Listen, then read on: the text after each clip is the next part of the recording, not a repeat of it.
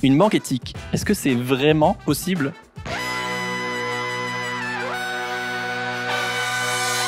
Bienvenue dans Soif de Sens, des histoires d'humains qui changent le monde, et bienvenue au tout premier enregistrement du podcast avec du public ce soir. Comment ça va, Lyon ? On n'a pas du tout répété ça, je vous rassure. Trop bien, trop heureux d'être là. Vous êtes trop jaloux, j'imagine, les gens qui écoutaient.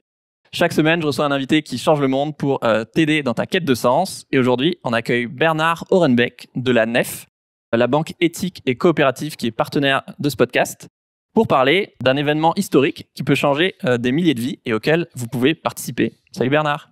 Bonjour. Alors, je te présente en 10 secondes. Tu es président du directoire de la NEF, mais avant ça, tu as eu 1001 vies. Après avoir, j'ai appris tout à l'heure, fait des radios pirates, géré un magasin de vinyle, tu t'es reconverti dans le travail social pour aider des personnes SDF et tu t'es fait embaucher par le ministère belge des Affaires sociales, parce que tu es belge. J'allais dire, ça arrive même à des gens bien, mais en fait, tous les Belges que je connais, ils sont trop sympas, donc ça m'énerve. Et c'est là que tu découvres Credal, une banque éthique en Belgique, et surtout à quel point l'argent peut changer des vies. Puisque là, en l'occurrence, toi, tu bossais pour l'État avec cette banque Credal pour offrir des microcrédits à des gens exclus du crédit bancaire.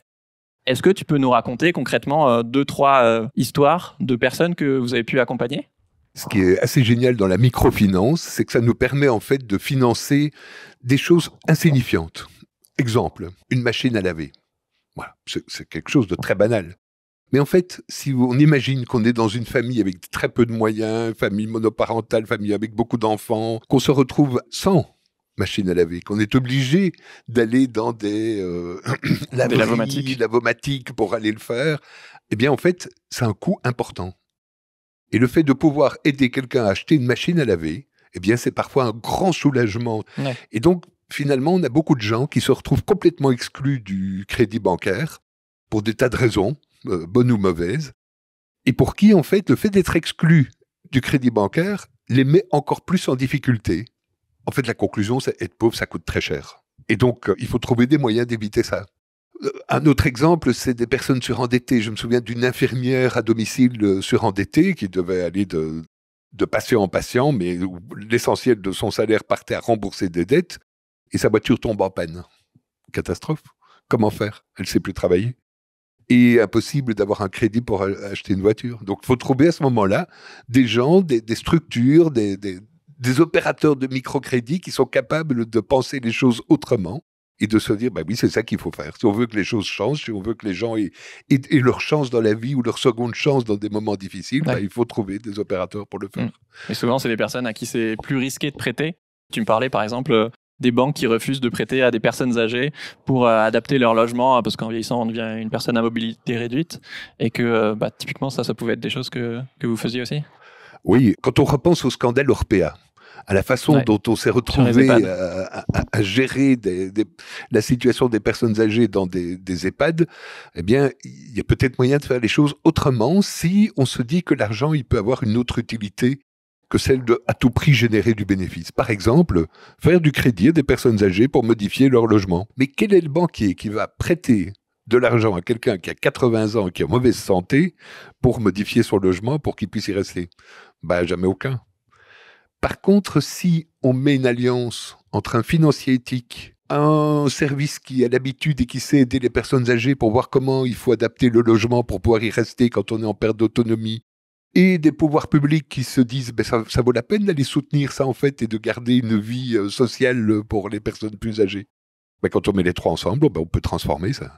Et donc cette question du troisième âge des EHPAD qui semble être aujourd'hui presque une évidence, en fait elle ne l'est pas. C'est un choix de société. Et ce que je veux dire par là, c'est que quand on allie des forces et des compétences différentes et qu'on y rajoute un financier éthique, disons, il y a moyen de changer le monde. Oui. Donc là, tu découvres qu'avec même juste 1000 ou 2000 euros, oui, notre argent, il peut changer des vies. Et donc, tu es un peu piqué. Tu bosses dans plein de banques éthiques, en Belgique, en Italie et à la Fédération européenne des banques éthiques avant de rejoindre la NEF. Donc, c'est-à-dire des banques qui financent que des projets écolos, solidaires, culturels et locaux. Mais 99% des banques, elles font pas ça. En 2022, je disais que les 60 plus grandes banques du monde, dont la BNP ou la Société Générale, etc., ont continué à investir massivement dans l'industrie fossile, c'est-à-dire le pétrole, le charbon et le gaz, à hauteur de 670 milliards, quitte à piétiner souvent leurs propres engagements pour le climat. Donc souvent, on a l'impression que notre argent, il dort à la banque, mais pas du tout.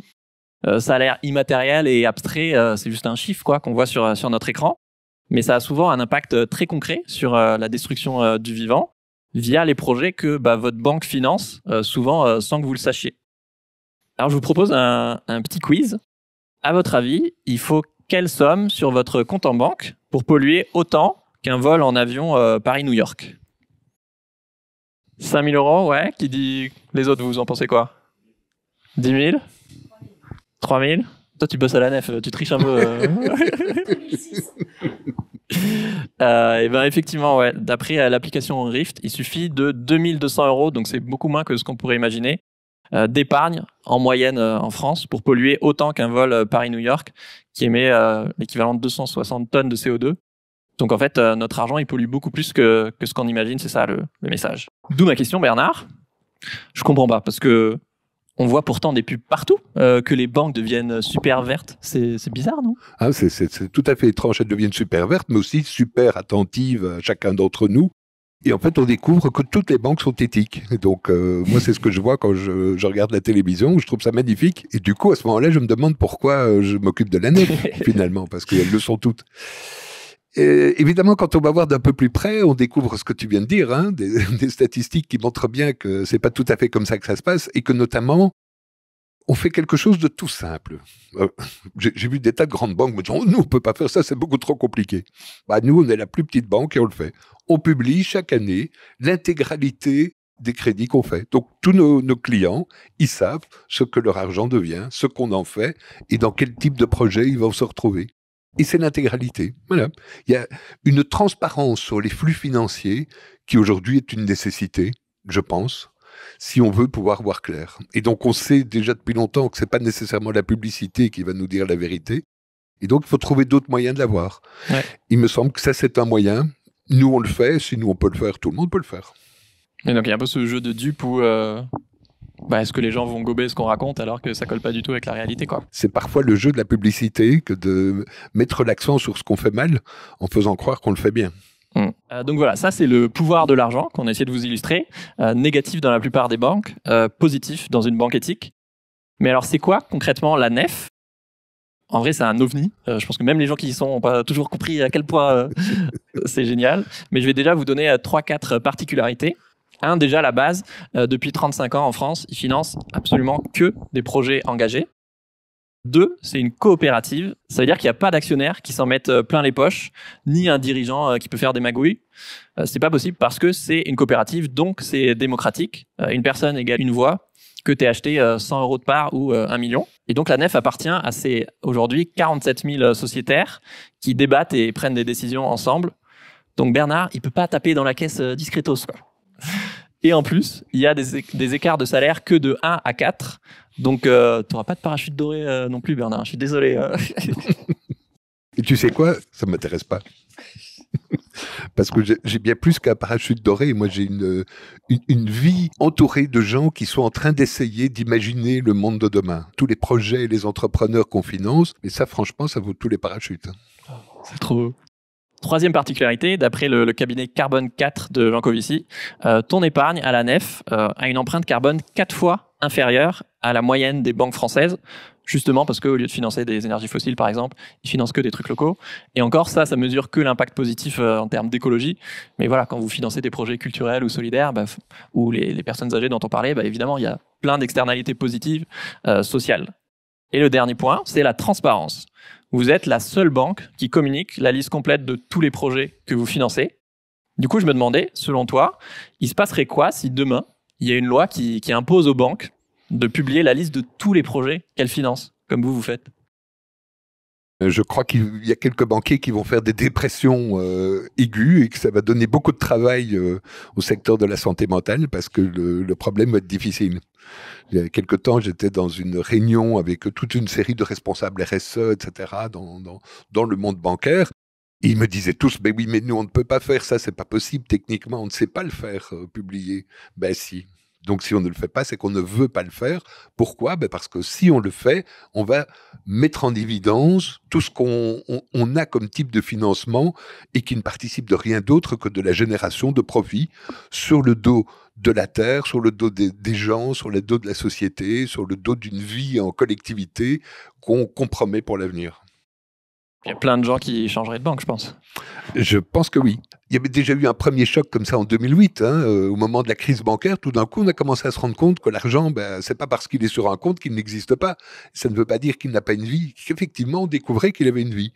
Mais une vie que plus personne ne connaissait. Que même les banquiers eux-mêmes ne connaissaient plus à un certain moment, tellement on était parti dans des produits structurés. Et qui a fait la crise de 2008. Tu me disais aussi que pour toi, c'était hyper important que... Enfin, en tout cas, pour toi, il n'y aurait pas de changement sans des citoyens attentifs et exigeants, quoi.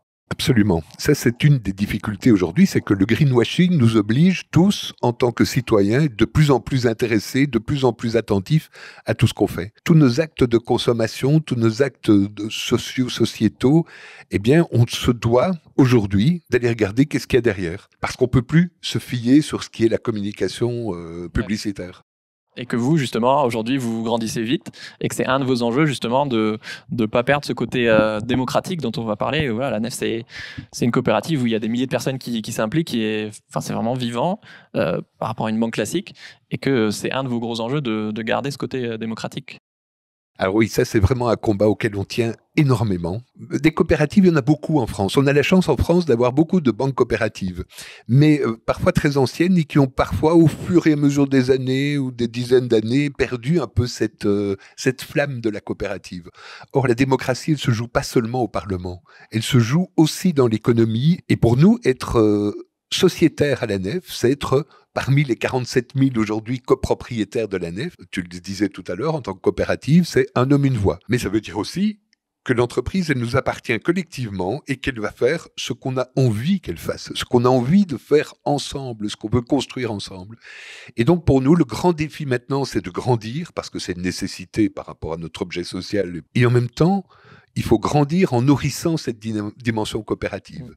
C'est-à-dire en étant de plus en plus pédagogique, en expliquant de plus en plus ce que c'est qu'une banque, comment ça fonctionne. En faisant des podcasts de 30 minutes. Par exemple, voilà. Et que donc on a un rôle à jouer dans la société en tant qu'acteur financier, parce qu'un acteur financier, c'est d'abord un levier. Et un levier, c'est un outil qui sert à élever toute une série de choses, à pouvoir soulever des poids qu'on ne saurait pas lever sans cet outil-là. C'est comme ça qu'on voit la banque éthique, comme un levier qui nous permet de lever des poids incroyable. Donc concrètement, si tu as de l'argent à la Nef, il est prêté à des porteurs de projets engagés. Il y a 500 prêts par an et ça peut être autant un agriculteur qui passe au bio, une marque de mode éthique comme Windress, des assos comme Amnesty International ou Action contre la faim, des politiques publiques avec la ville de Lyon par exemple. J'ai vu qu'il y avait une salle d'escalade en coopérative à côté. Récemment, vous avez financé Enercool, que je trouve génial, pour vous donner une idée. C'est de la peinture blanche qui réfléchit le soleil sur les toits des bâtiments pour rafraîchir facilement les bâtiments malins. Parmi les milliers de projets que vous avez accompagnés, toi Bernard, c'est qui tes chouchous ? Ils sont tous les jours différents. Parce qu'en fait, tous les jours, on a des projets nouveaux qui nous amènent des regards nouveaux. La chance qu'on a, en fait, c'est que on est tout le temps dans l'innovation. C'est-à-dire que tu prenais l'exemple de l'agriculteur bio, nous on le faisait il y a 30 ans. Au moment où il n'y a aucune banque qui le faisait, ils disaient à tous ces agriculteurs, mais qu'est-ce que vous allez aller faire du bio alors qu'on peut plus rentable, agriculture intensive, quelques bons pesticides, et vous venez avec du bio. C'était incompréhensible pour la plupart des banquiers. Nous on le faisait à ce moment-là. Quand il y a des hurluberlus qui sont arrivés avec des éoliennes pour faire de l'énergie à partir du vent, même chose. Nous, on y a été, mais on l'a fait. Et aujourd'hui, il y a plein d'autres choses qui se font et on continue à être comme ça, en contact avec des gens qui imaginent le monde de demain et un monde autrement. Et c'est comme ça qu'on se retrouve à financer énormément de tiers-lieux, par exemple, ou d'endroits qui combinent... En fait, nous, Notre activité, elle est sur le social, sur l'environnemental, sur la culture. En fait, on est de plus en plus difficile à les classifier. Parce que de plus en plus, les gens ont une vision beaucoup plus globale de leur activité économique, professionnelle. Et que donc, on se retrouve avec une filière, par exemple, de recyclage de livres qui est en insertion, une entreprise d'insertion, et puis qui, en même temps, va faire de la culture et de la valorisation des livres, et en même temps du recyclage pour des livres qui sont périmés. Et donc, on est dans de l'environnemental, dans de la culture, dans du social. C'est des médecins qui se réunissent et qui font une maison de santé, mais un peu différente. C'est-à-dire que ils partent de la définition de l'OMS, l'Organisation mondiale de la santé, qui dit la santé, c'est le bien-être physique, mental, social. Et bien du coup, leur lieu, c'est pas un cabinet médical, c'est un cabinet médical, mais avec des salles de gym ou d'activité physique, avec des lieux de rencontre et de vie sociale et de partage de la vie sociale. Et la santé n'est pas seulement le médecin avec le médicament, mais c'est intégré dans un ensemble. Et on est comme ça tout le temps avec des tas de gens qui nous imaginent le monde de demain et qui nous imaginent plein de choses. J'aimais bien, tu m'avais parlé de 2 exemples, un plus parmi la première vague et un beaucoup plus récent, de Veja, les baskets, et plus récemment l'Amazona. Tu peux nous en dire 2 mots ? Oui, absolument. Veja, c'est évidemment connu. Ce sont des baskets. Je crois que j'en ai vu dans la salle. Mais ce que j'aime bien avec Veja, c'est que ça nous montre bien qu'on peut imaginer des produits assez mode, assez fun, assez jeune, assez sexy. Qui font sexy, oui, absolument, mais qui en même temps, en tenant compte de ce que la société apporte et de ce qu'il faut y faire pour la protéger. Et donc, ils sont attentifs aux filières de production, ils sont attentifs aux matériaux qui sont utilisés. Enfin, il y a toute une réflexion qui intègre ça dans notre société. L'Amazona, c'est la même chose. C'est une entrepreneuse absolument extraordinaire. Et voilà, elle va proposer que le shampoing il soit en dur, comme un savon. Alors ça paraît tout simple, tout idiot. Et en même temps, pourquoi est-ce qu'on a besoin d'un... J'entendais Biocop, la publicité de Biocop, qui disait vous lavez pas les cheveux avec le flacon de shampoing. Ben non. Et des gens comme l'Amazona, ils ont été nous montrer qu'en fait, on n'avait pas besoin de tout ça. D'un flacon en plastique, non ? Absolument pas besoin. On en arrive donc au truc historique qui risque de bientôt arriver et auquel chacun d'entre nous peut participer. Depuis sa création, la Nef a dû être adossée, parce que c'était une obligation légale, à une plus grande banque, le Crédit Coopératif, parce que l'État rend ça très compliqué de créer une banque indépendante, et heureusement, parce que il faut pas qu'il fasse n'importe quoi avec l'épargne des gens. Donc, voilà, le Crédit Coopératif a 0 capital au sein de la Nef, mais ils ont un droit de veto sur plein de décisions de la Nef, parce que pour l'instant, c'est eux qui devraient rembourser si la Nef faisait faillite, par exemple. Or, depuis 35 ans, la Nef a énormément grandi, limite son concurrent du Crédit Coopératif, et du coup, l'an dernier, les autorités, la CPR, vous a dit « Ok, il y a moyen qu'on accepte votre indépendance », ce qui clairement n'arrive jamais. Enfin, une nouvelle banque en France, c'est une fois tous les 15 ans, genre. Et donc, si ça se fait, vous deviendriez la première banque indépendante et éthique en France, mais ils ont dit à une condition. C'est quoi cette condition ? Ce que nous, on a fait, c'est de dire OK, on a vécu pendant plus de 30 ans avec le Crédit Coopératif adossé, et certainement c'était très juste il y a plus de 30 ans, et merci d'ailleurs au Crédit Coopératif de l'avoir fait, parce que ça nous a permis d'exister. Mais aujourd'hui, on a une taille qui fait que ça devient un poids plutôt qu'autre chose, cet adossement, et que ça ne se justifie plus trop. Et que donc, il est temps qu'on ait notre autonomie. Et donc, la CPR a compris ça et on travaille avec eux là pour le moment pour avoir cet agrément qu'il soit autonome et qu'on puisse vivre de façon autonome et plus dans les règles du Crédit Coopératif qui lui-même appartient au groupe BPCE. Parce qu'en fait, ce qui est marrant dans tout ça, c'est qu'on est sans doute la plus petite banque, mais la plus régulée. On est le plus petit, mais on additionne toutes les règles de tous les étages supérieurs, ce qui est un peu absurde. Et du coup, qu'est-ce qu'il faudrait pour que vous ayez cette indépendance ? Il faut évidemment qu'on puisse leur démontrer l'importance de la Nef, le fait qu'on ait un vrai mouvement citoyen. Et c'est pour ça que c'est important et qu'on a lancé cette campagne du Big Bank. C'est histoire de leur montrer, même s'ils ne l'ont pas clairement demandé, mais de leur montrer que oui, nous sommes un groupe de citoyens de plus en plus important, que les citoyens en France aujourd'hui, ils ont envie, ils ont besoin d'avoir une banque éthique. Et que pour nous et pour nombre de citoyens, l'argent, ça n'est pas seulement quelque chose destiné à faire des petits, mais que ça participe de notre envie en tant que citoyens de vivre mettez-vous dans une société qui soit un peu plus belle, un peu plus respectueuse de la nature de la Terre, un peu plus respectueuse de l'environnement. Et donc, c'est ça l'objectif, de montrer à la CPR, à la Banque de France, que c'est possible, que ça se fait et qu'on est de plus en plus nombreux à le vouloir. Je crois qu'eux, ils voulaient être rassurés sur le fait que vous avez une base solide financière. Ça se traduit comment ? Oui, alors il y a une chose en fait qui est un peu compliquée dans les banques, mais qui est essentielle, ça s'appelle le ratio de solvabilité. Là, tu viens de perdre déjà la moitié de tes auditeurs. Mais tu vas l'expliquer très simplement. Mais on va essayer de l'expliquer. En fait, il y a un petit calcul tout simple qui permet de l'expliquer. 10 égale 100. Non, je n'ai pas encore réussi à te convaincre. En fait, quand on met 10 € dans le capital de la société, c'est-à-dire en part de coopérateur, on devient sociétaire et on met 10 €, ça permet à une banque comme la Nef de faire 100 € de crédit. C'est-à-dire qu'elle ne peut faire du crédit que dans la mesure où il y a des sociétaires qui mettent du capital dans la société. Et donc, ça veut dire qu'au plus on veut agir sur la société, au plus il faut être nombreux ou avoir du capital qui soit important pour pouvoir agir. Nous, on est entre des épargnants et des emprunteurs. L'épargne ne sera utilisée pour ces projets enthousiasmants que s'il y a le minimum de capital qui permet de l'utiliser. Les 10 €, c'est pour s'assurer que s'il y a un petit pourcentage de projets qui font faillite, que la banque continue à tenir la route, quoi. Ça, c'est pareil pour toutes les banques. Donc depuis 1 an, effectivement, vous avez lancé une grande campagne, le Big Bank, pour accueillir de nouveaux sociétaires. Il y a déjà eu 6000 nouveaux dans la coopérative. Et vous avez levé 20 millions en fonds propres qui vont vous permettre de prêter du coup 200 millions à des projets éthiques. Et la magie du prêt, c'est aussi que une fois que ces prêts sont remboursés, on peut les reprêter à d'autres projets engagés. Et donc c'est là où notre argent a un impact incroyable dans la durée. Si je peux me permettre, en fait, l'objectif qu'on s'était donné, c'était 30 millions en 3 ans. Ça correspondait à ce qu'on avait besoin pour le business plan qu'on a rentré à la Banque de France pour notre autonomie. Et donc, en 1 an, on est arrivé à 20 millions. C'est pas mal. Peut-être qu'à la fin de la soirée, on sera aux 30 millions, je sais pas. J'en vois qu'ils sont enthousiastes sur le sujet. Et donc, si demain, la CPR vous donne le feu vert, il risque de se passer beaucoup de choses dans les mois et années qui suivent. Oui, il y aura enfin un compte courant à la Nef, auquel le crédit coopératif s'oppose jusqu'ici. Oui, il y aura une appli. Oui, vous avez juste changé d'échelle et financé des milliers de projets. Mais ce qui m'intéresse moi, et à mon avis là où peut-être vous aurez le plus d'impact, c'est au-delà de la Nef, ça va mettre la pression sur les autres banques, quoi. À ton avis, ça aura quel impact sur les autres banques si vous, demain, vous devenez indépendant ?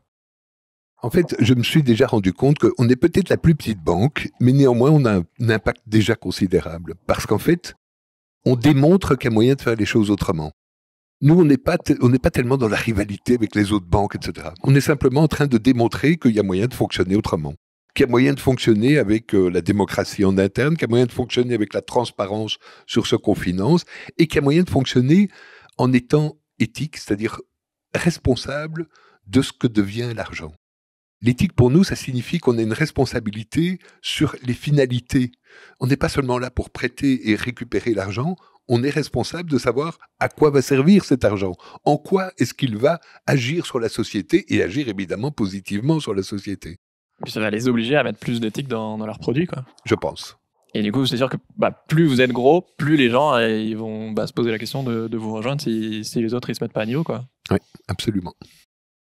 Ok. Et il y a un sujet essentiel à aborder, vos liens avec l'anthroposophie, qui est un mouvement ésotérique accusé de dérive sectaire.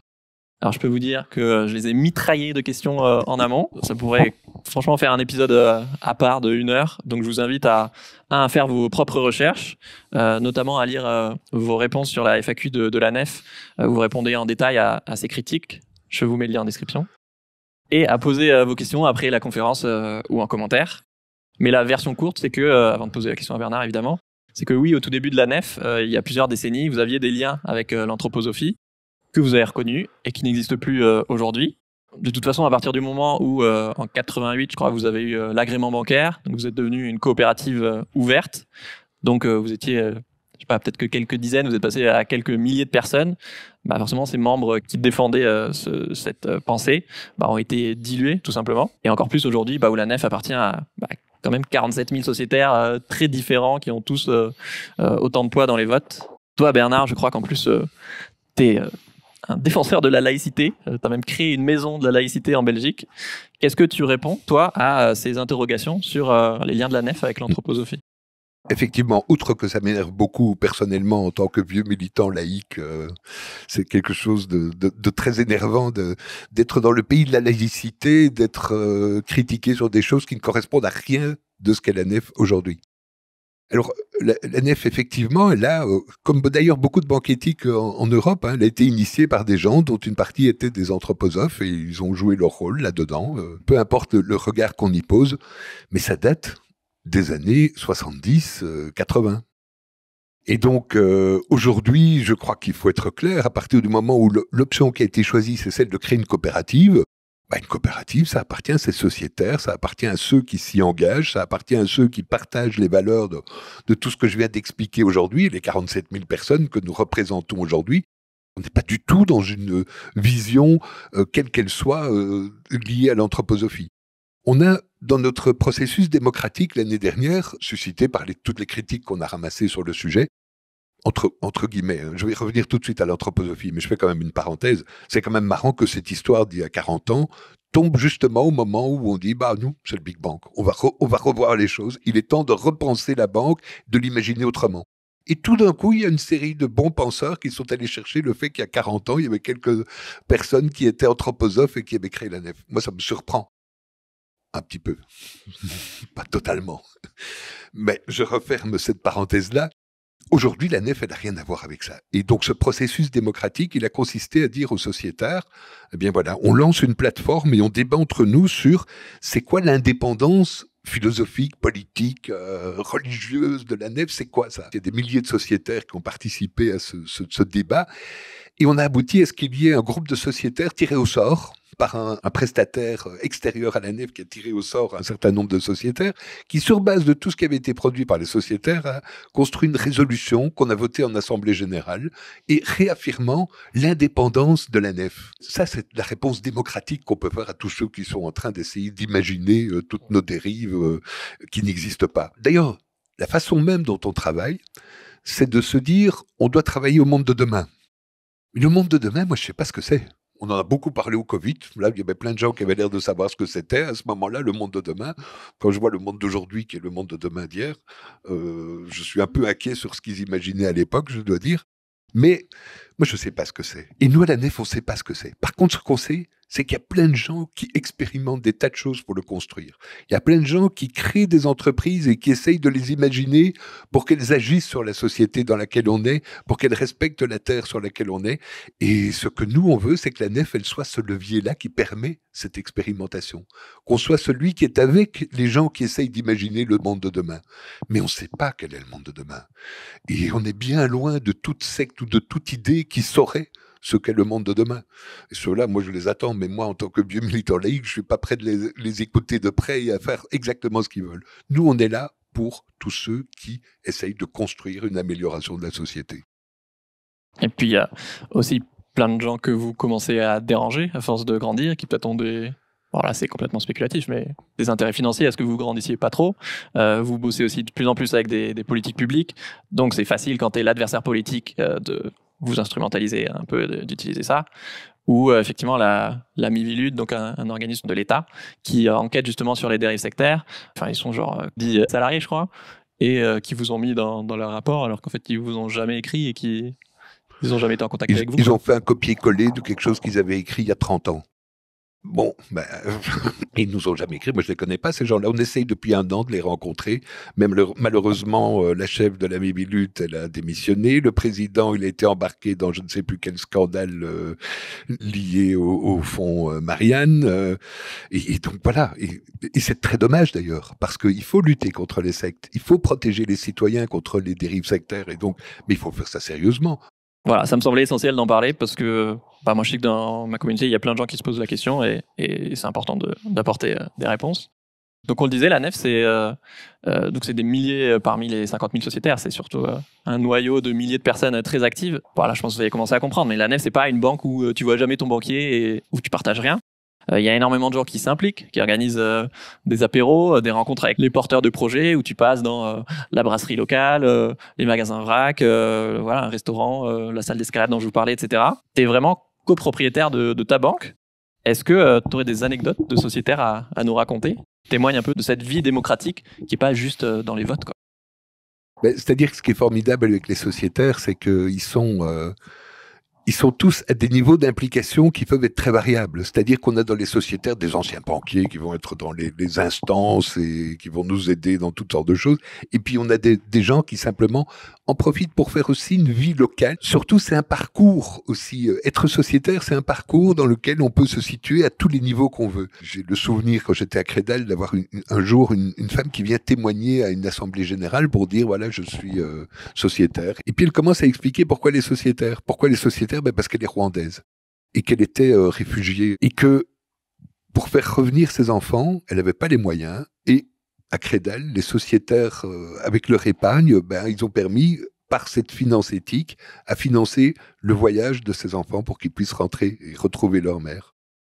Et que donc, elle, évidemment, ça a bouleversé sa vie, parce qu'elle était, vous imaginez le Rwanda aussi, tout ce qui s'était passé avant, mais surtout de retrouver sa famille, et que elle, ce qu'elle voulait à tout prix, c'est d'avoir des économies et de les mettre à Crédal de façon à ce qu'elles servent aux suivants, à ce qu'elles servent à tous ceux qui peuvent avoir besoin d'argent, à tout ce qui peut participer de cette vie collective aussi. Je peux vous assurer que l'Assemblée générale, on s'y attendait pas, on ne se connaissait pas ce chemin-là, et on était surpris de ce témoignage, mais on était tous... la larme à l'œil, disons, pour ne pas dire plus, parce qu'il y a quelque chose de très fort à travers des tout petits montants parfois, mais à travers aussi une histoire. Et c'est quelque chose qu'on voit beaucoup aussi aujourd'hui à la Nef, c'est qu'on a de plus en plus de sociétaires. C'est pas pour rien qu'on a lancé le coopinage, parce que on a envie de faire profiter nos amis, notre famille, de ce bien commun qu'on est en train de construire. Je t'interromps 2 secondes. Effectivement, le coopinage, c'est une sorte de parrainage où si un de vos proches rejoint la Nef, il y a 40 € donnés à 2 associations, 20 € à une association que vous choisissez et 20 € à une association que la nouvelle personne, votre ami, rejoint. Tu m'avais raconté aussi une autre anecdote sur un consultant qui était venu vous voir et qui était un peu perturbé de votre fonctionnement atypique. Tout à fait. C'était une période, j'étais à la Nef depuis pas très longtemps et on nous avait envoyé un consultant pour nous dire comment il fallait bien gérer. Il est arrivé, il m'a dit, écoutez, je suis un peu embêté parce que moi, je fais la banque depuis des années, mais je connaissais pas la Nef. Et donc, avant de venir consulter, je voulais quand même savoir un peu ce que c'était la Nef. Je me suis interrogé et j'ai vu des choses que je n'ai jamais vues dans le monde bancaire. Des gens me dire, ah, moi, je suis à la Nef et je suis fier de ma banque. Être fier de sa banque, effectivement, c'était une découverte pour lui. Et c'est vrai que c'est pas si évident. Moi, personnellement, je suis très fier d'être à la Nef quand j'entends des gens qui sont fiers de leur banque. Parce que ça veut dire quand même qu'on touche à quelque chose qui fait que même les choses les plus insignifiantes peuvent prendre du sens. Et même quelque chose d'aussi banal que la carte bancaire, la banque, l'argent, avec tout ce que ça a, en fait, non, tout d'un coup, ça peut devenir aussi quelque chose d'assez réjouissant. Quand j'ai découvert la carte de tous les projets que vous financez, que je vous mettrai en description, où j'avais découvert que pas loin de chez moi, il y a un bar où on va tout le temps, le Biristan, que j'adore, qui est en coopérative. Et je suis là, mais quoi? Mais vous êtes financé aussi par la Nef et en fait, il y a sûrement plein de commerces ou d'agriculteurs ou de crèches ou de choses autour de chez vous qui sont financés par la Nef. Donc, n'hésitez pas à regarder aussi. Et je suis sûr que votre bière avait meilleur goût au Biristan que partout ailleurs. Oui. Donc voilà, si vous voulez que votre argent ne finance que des projets engagés et locaux et participer à la création de la première banque éthique et indépendante en France, je vous mets le lien pour participer et ouvrir un livret à la Nef en description et prendre une petite part. Merci Bernard, merci à tous d'être venus pour ce premier enregistrement avec du public du podcast Soif de Sens. Faites du bruit pour vous.